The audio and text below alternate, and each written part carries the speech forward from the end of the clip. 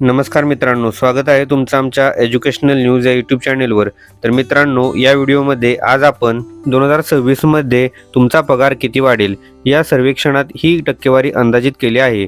संपूर्ण अहवाल जाणून घ्या, याबद्दल सविस्तर माहिती पाहूयात। त्याचबरोबर हा व्हिडिओ शेवटपर्यंत नक्की पहा व व्हिडिओ आवडल्यास लाईक आणि शेअर नक्की करा व अशाच प्रकारच्या नवनवीन व्हिडिओसाठी आमच्या चॅनेलला सबस्क्राईब करायला विसरू नका। चला तर मग व्हिडिओला सुरुवात करूयात। तर यामध्ये 2026 मध्ये भारतातील सरासरी पगार 9% वाढण्याचा अंदाज आहे। याला मजबूत देशांतर्गत वापर, गुंतवणूक आणि सरकारी धोरणांचा पाठिंबा आहे। तर जागतिक आर्थिक वाढ अनिश्चित आहे।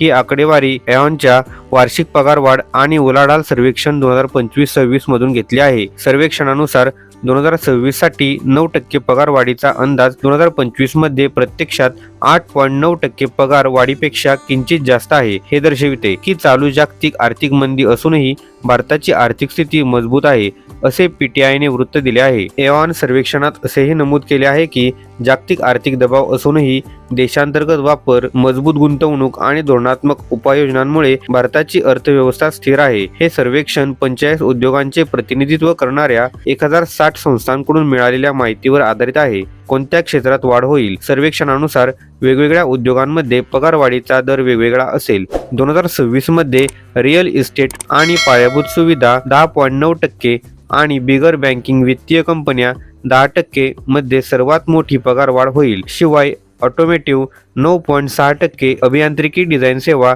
9.7%, किरकोळ विक्री 9.6% आणि जीवनविज्ञान 9.6% क्षेत्रांमध्येही चांगले पगार वाढीचे अंदाज आहेत, जे या क्षेत्रांमधील महत्त्वपूर्ण प्रतिभा समूहात सतत गुंतवणूक दर्शवितात। भारताच्या आर्थिक विकासाला चालना देणारे धोरण आणि गुंतवणूक। एऑनच्या टॅलेंट सोल्युशन इंडियाचे पार्टनर आणि रिवॉर्ड्स कन्सल्टिंग लीडर रूपांक चौधरी म्हणाले, भारताची विकासगाथा आजही मजबूत आहे, ज्याला पायाभूत सुविधांमध्ये गुंतवणूक आणि सरकारी धोरणांचा पाठिंबा आहे। आमच्या सर्वेक्षणात असे दिसून आले आहे की रिअल इस्टेट आणि एनबीएफसी सारख्या प्रमुख क्षेत्रांमध्ये प्रतिभा गुंतवणूक वाढत आहे। जागतिक अस्थिरतेच्या पार्श्वभूमीवरही कंपन्या स्थिरता आणि दीर्घकालीन वाढ सुनिश्चित करण्यासाठी धोरणात्मक दृष्टिकोन स्वीकारत आहेत, तसेच कर्मचाऱ्यांना योग्य भरपाई देखील देत आहेत। कर्मचाऱ्यांच्या कमतरतेचे प्रमाण कमी होत आहे। सर्वेक्षणात असेही आढळून आले आहे की भारतातील कमतरतेचे प्रमाण 2025 मध्ये 17.1% कमी होण्याचा अंदाज आहे, जो 2024 मध्ये 17.7% आणि 2023 मध्ये 18.7% होता।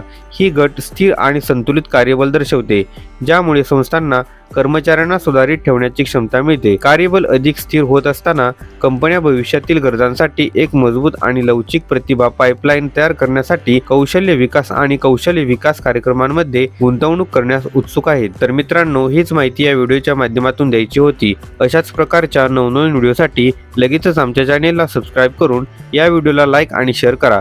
चला तर मग भेटूयात पुढील व्हिडिओमध्ये। धन्यवाद। जय हिंद, जय महाराष्ट्र।